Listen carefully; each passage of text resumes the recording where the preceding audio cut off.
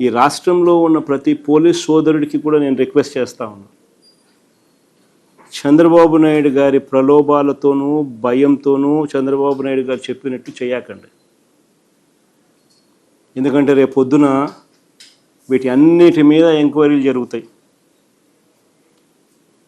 ఎవరెవరు తప్పులు చేసినారు ఆ తప్పులన్నిటి మీద ఎంక్వైరీ జరుగుతుంది.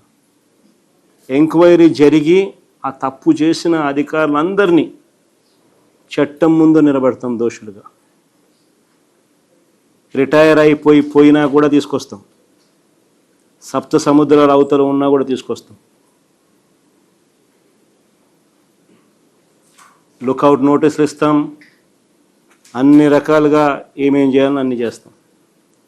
అందుకనే గవర్నెన్స్లో ఉన్న వాళ్ళు ఖచ్చితంగా వేసే ప్రతి అడుగు కూడా రేపొద్దున ఇదే మనకు చుట్టుకుంటే ఎలా అని ఆలోచన చేసి వేయాలి. చేసేది ప్రజలు ఇచ్చిన అవకాశం, దేవుడిచ్చిన అవకాశం, ప్రజలకు మంచి చేయమని చెప్పి నేను ముఖ్యమంత్రి స్థానంలో కూర్చోబెట్టాను. ఆ ముఖ్యమంత్రి పదవిని ప్రజలకు మంచి చేయడం కోసం ఉపయోగపట్టాలి, కానీ కక్ష తీసుకోవడానికి కోసము, లేకపోతే మీకు వ్యతిరేకంగా ఎవరైనా మాట్లాడితే వాళ్ళ మీద తప్పుడు కేసులు పెట్టి వాళ్ళ జీవితాలను నాశనం చేయాలని చెప్పి చూడడం అన్నది దుర్మార్గం. అందుకే ప్రతి పోలీస్ సోదరికి చెప్తా ఉన్నా, రేపొద్దున మీరు ఇరుక్కుంటారు. చంద్రబాబు నాయుడు గారి ప్రలోభాలకు దయచేసి లొంగాకండి. ఈ పొద్దున మీరు ఇబ్బంది పడతారు.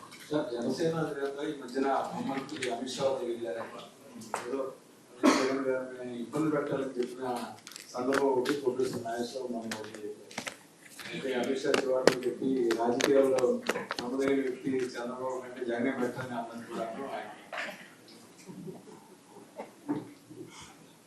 బాగా అది ఆయనకు తెలిసిన ఎక్స్పీరియన్స్తో ఆయన చెప్తా ఉన్నాడు. చంద్రబాబు నాయుడును చూసినాడు, జగన్ను చూసినాడు.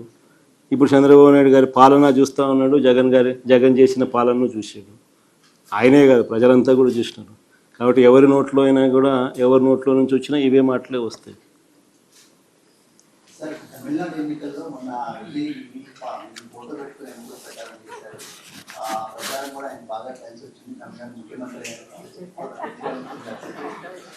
రమేష్, ఆయన రాష్ట్రంలో ఆయనకే పలుకుబడి ఎక్కువ ఉంటుంది, కానీ జగన్కి ఎలా ఉంటుందయ్యా?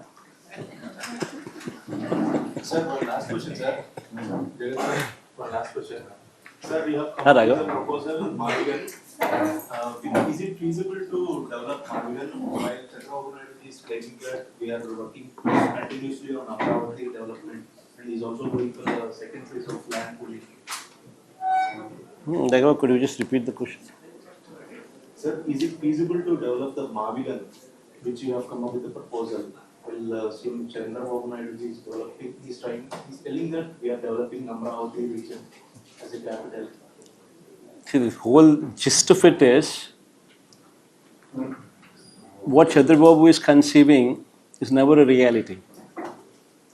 You know that, I know that. I think anybody with reasonable common sense would agree to it. Whereas Mavigan is something which is already in existence.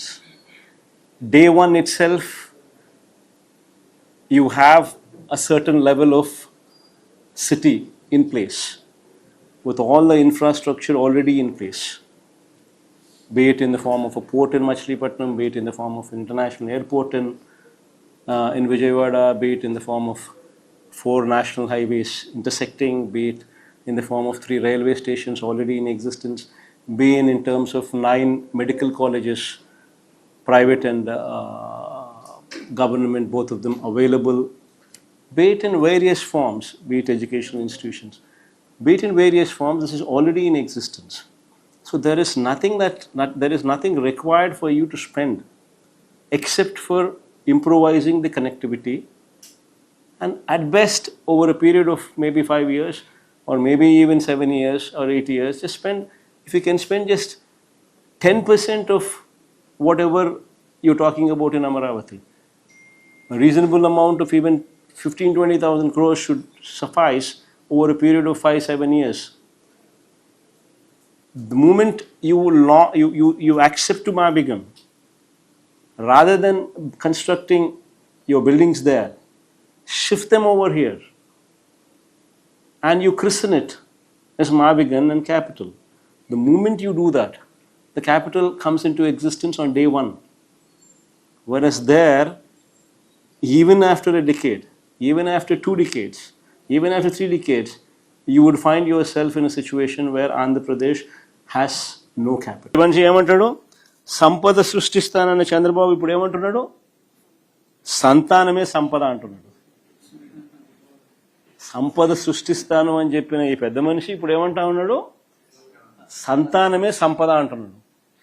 అని అంటూ ఏమంటున్నాడు? ముగ్గురిని కానండి, నలుగురిని కానండి అంటాడు. ఇంకా మోటివేట్ చేస్తూ ఇంకా ఏమంటాడు? మీరు ముగ్గురిని కంటే నేను 30,000 ఇస్తానంటాడు. నలుగురిని కంటే ఇంకా 30,000 అంటాడు. 40,000 ఇస్తానంటున్నాడు. ప్రజలంతా మొత్తుకుంటా ఉన్నారు. అయ్యా 30,000 కథ, 40,000 కథ దేవుడు ఎరుగు, 3వ సంతానం 4వ సంతానం కథ దేవుడు ఎరుగు. నువ్వు సూపర్ 6, సూపర్ 7లో ఇచ్చిన హామీలు ఏమైనాయి స్వామి? ఇంతవరకు వాటి పరిస్థితి దిక్కు తెలియడం లేదు మాకు. ఫస్ట్ వాటి గురించి ఆలోచన చేయి నువ్వు. ఆ తర్వాత నువ్వు 3వ సంతానం 4వ సంతానం గురించి నువ్వు చెప్తే ఏదో అంతో ఇంత వినేదానికి అవకాశం ఉంది అని ప్రజలు ఈరోజు మొత్తుకుంటా ఉన్నారు. నిజంగా మొట్టమొదటిసారిగా నేను చూస్తా ఉన్నా, ఈ పెద్ద మనిషి చంద్రబాబు నాయుడు గారు ఏదైతే చెప్తాడో కనీసం ఆయనన్నా పాటించాలనా? కనీసం ఆయన కొడుకైనా పాటించాలనా? ఆయన కొడుకు ఒకడే, ఆయనకు ఒకడే, కానీ బీదోళ్ళకు మాత్రం 4 కావాలా? వాళ్ళు చదువుకోకూడదు, వాళ్ళ క్వాలిటీ ఎడ్యుకేషన్ ఇవ్వకూడదు, వాళ్ళకి ఇంగ్లీష్ మీడియం చదువులు ఇవ్వకూడదు, వాళ్ళ బతుకులు ఎప్పుడు చితికిపోయి ఉండాలా అనే ఆలోచన, దిక్కుమాలిన ఆలోచన చేయగలిగిన వ్యక్తి ఈ ప్రపంచంలో ఎవడన్నా ఉన్నాడంటే ఒక చంద్రబాబు తప్ప ఇంక మూడోవాడు ఎవడు ఉండడు. నిజంగా ఎడ్యుకేషన్ అనేది ఇచ్చేసరికి క్వాలిటీ ఎడ్యుకేషన్ ఇవ్వాలి. ఈరోజు రాష్ట్రంలో పరిస్థితి ఏమిటి? విద్య, వైద్యం, వ్యవసాయం అన్నీ కూడా పూర్తిగా మూలన పడ్డ పరిస్థితులు. ఈరోజు పరిస్థితి ఏమిటి? స్కూళ్ళల్లో పూర్తిగా ఇంగ్లీష్ మీడియం చదువులు ఆగిపోయిన పరిస్థితులు. 3వ తరగతి నుంచి టోఫుల్ మా హయాంలో తీసుకొచ్చి ఒక పీరియడ్ కింద పెడితే టోఫుల్ అనేది ఇప్పుడు తీసేసిన పరిస్థితి. మా హయాంలో ఇంగ్లీష్ మీడియము, సిబిఎస్ఈ, ఐబీ దాకా ప్రయాణం అని చెప్పి మేము తీసుకొస్తే అసలు ఇంగ్లీష్ మీడియమే లేకుండా చేసిన పరిస్థితి. 3వ తరగతి నుంచి సబ్జెక్ట్ టీచర్ కాన్సెప్ట్ మేము తీసుకొస్తే అది గాలి కొదిలేసిన పరిస్థితి. నాడు నేడుతో మేము స్కూళ్ళను బాగుపరుస్తే పూర్తిగా నాడు నేడును గాలి కొదిలేసిన పరిస్థితి ఈరోజు. 6వ తరగతి నుంచి ప్రతి క్లాస్ రూమ్ను డిజిటైజ్ చేసి ప్రైవేట్ స్కూళ్ళు గవర్నమెంట్ స్కూళ్లతో పోటీ పడే పరిస్థితి మా హయాంలో మేము తీసుకొస్తే ఈరోజు గవర్నమెంట్ స్కూళ్ళల్లో చేర్పించడానికి తల్లిదండ్రులు మళ్ళీ హెసిటేట్ చేస్తా ఉన్న పరిస్థితి చంద్రబాబు నాయుడు హయాంలో. 8వ తరగతి పిల్లలకు గవర్నమెంట్ స్కూళ్ళలో 8వ తరగతికి వచ్చేసరికి ఆ పిల్లల చేతుల్లో ట్యాబులు పెట్టి ఒక మంచి మేనమామల ఆ పిల్లలను మేము చదివిస్తే ఈరోజు పిల్లలను ట్యాబులు కథ దేవుడు అడుగు, కనీసం గోరుముద్దలో కూడా క్వాలిటీ లేని పరిస్థితిలో ఈరోజు స్కూళ్ళు నడుస్తూ ఉన్నాయి. ఈరోజు ఫీజు రీఎంబర్స్మెంట్ లేదు, విద్యా దీవెన లేదు, వసతి దీవెన లేదు, చదువులు ఆపేస్తా ఉన్న పరిస్థితి. స్కూళ్ళు, హాస్టళ్ళు, అంగన్వాడీల్లో ఈరోజు సరిగ్గా సరైన పౌష్టికాహారం అందక ఈరోజు పిల్లలు హాస్పిటలైజ్ అవుతా ఉన్న పరిస్థితులు. హాస్పిటల్ను నాశనం చేసినారు. విలేజ్ క్లినిక్ల దగ్గర నుంచి, పిహెచ్సిల నుంచి నాడు నేడు తీసుకొచ్చి అన్ని హాస్పిటల్స్ను రిఫార్మ్స్లో మేము చేస్తే 0 వేకెన్సీ పాలసీ తీసుకొచ్చి సూపర్ స్పెషాలిటీ వైద్యులు గవర్నమెంట్ హాస్పిటల్లో కొరత లేని పరిస్థితి మా హయాంలో ఉంటే ఈరోజు పూర్తిగా అన్ని నాశనం అయిపోయిన పరిస్థితి. 17 కొత్తగా మెడికల్ కాలేజీలు కట్టడానికి మేము శ్రీకారం చుడితే కేవలం 5,000 కోట్లు ఖర్చు చేస్తే చాలు ఆ 17 మెడికల్ కాలేజీలు పూర్తయిపోయి బ్రహ్మాండంగా నడిచే పరిస్థితిలోకి తీసుకురావాల్సిన 17లో ఆల్రెడీ మా హయాంలోనే 3 అయిపోయినాయి. మిగిలినటివన్నీ కూడా రకరకాల స్టేజుల్లో ఉన్నాయి. కేవలం 5,000 కోట్లు పెడితే చాలు, అది కూడా 5 ఏళ్లలో పెడితే చాలు, ఆ 17 మిగిలిన 14 కూడా అందుబాటులోకి వచ్చి పిల్లలందరికీ కూడా ఇక్కడే క్వాలిటీ ఎడ్యుకేషన్ దొరికే పరిస్థితిని పక్కన పెట్టి అది అమ్మే కార్యక్రమం చేస్తా ఉన్నారు. అమరావతిలో బిల్డింగులకు గ్లాస్ కోసం, అద్దాల కోసం 2,500 కోట్లు పెట్టడానికి ముందుకు వస్తాడు. మెడికల్ కాలేజీలకు డబ్బులు ఇవ్వడానికి మాత్రం ఈయనకు మనసు రాదు. నాడు నేడు స్కూళ్ళల్లో నాడు నేడు కింద స్కూళ్ళను బాగుపరచడానికి మాత్రం ఈయనకు మనసు రాదు. పూర్తిగా సున్నా వడ్డీ అనే పథకం తీసేసి ఆసరా, చేయూత వంటి పథకాలన్నీ పూర్తిగా రద్దయిపోయి ఈరోజు పొదుపు సంఘాల మహిళలందరూ కూడా గ్రామీణ ఎకానమీ పూర్తిగా చిన్నాభిన్నమైపోయే పరిస్థితిలో ఉంటే యువత మహిళలకు ఇద్దరికి ఉద్యోగాలు దొరక్క సతమతం అవుతా ఉన్న పరిస్థితులు ఈరోజు రాష్ట్రంలో కనిపిస్తూ ఉంటే, అన్ని తిరోగమనంలో ఉంటే ఈ పెద్ద మనిషి ఏమంటాడు? సంతానమే సంపద, ముగ్గురిని కనండి, నలుగురిని కనండి అని ఈయన అంటాడు. ఒకవైపున ఈయన ప్రభుత్వంలో వ్యవస్థలన్నీ ఇంత దారుణమైన పరిస్థితిలో ఉంటే, క్వాలిటీ ఆఫ్ లైఫ్ అనేది చంద్రబాబు నాయుడు హయాంలో ఇంత అధ్వానమైన పరిస్థితిలో ఈరోజు కనిపిస్తూ ఉంటే దానిని మెరుగుపరచాల్సింది పోయి ఈ పెద్ద మనిషి ముగ్గురిని కనండి, నలుగురిని కనండి అని చెప్పి ఈరోజు అన్నిటికన్నా బాధ ఏమిటంటే మహిళలను పిల్లలను పుట్టించే యంత్రాలుగా భావించడమే చంద్రబాబు చేస్తా ఉన్న అతి దిగజారుడు రాజకీయము మాటలు. పిల్లలను పుట్టించే యంత్రాలుగా మహిళలను మాత్రమే ఆయన పరిగణలోకి తీసుకుంటా ఉన్నాడు. కాదు, మహిళలు బాగుంటేనే కుటుంబాలు బాగుంటాయి. మహిళలు సంతోషంగా ఉంటేనే గ్రామీణ ఆర్థిక వ్యవస్థ నిలబడుతుంది, రాష్ట్ర ఆర్థిక వ్యవస్థ నిలబడుతుంది. కుటుంబాలు బాగుండాలని అంటే మహిళలు బాగుండాలి, వారి చిరునవ్వుతో ఉంటేనే కుటుంబాలు బాగుంటాయి. చంద్రబాబు నాయుడు గారు మాత్రం మహిళలను కేవలం పిల్లలను పుట్టించే యంత్రాలుగా మాత్రమే చూడడం అంటే ఇంతకన్నా దారుణమైన పరిస్థితి బహుశా రాష్ట్రంలో ఎప్పుడూ ఉండదు.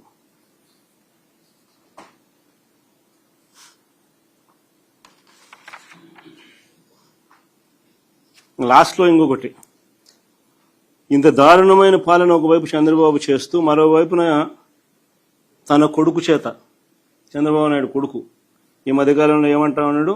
Both are not the same అంట. బాలకృష్ణ డైలాగులు ఈయన కొడతా ఉన్నాడు, both are not the same అని. పబ్లిక్ మీటింగ్స్లో ఈయన డైలాగ్ కొడతా ఉన్నాడు గవర్నెన్స్ మీద.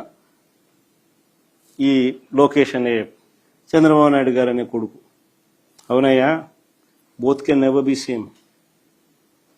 చంద్రబాబు నాయుడు గారు కొడుకు చెప్తా ఉన్నా, చంద్రబాబు నాయుడు చెప్తా ఉన్నా, both can never be same.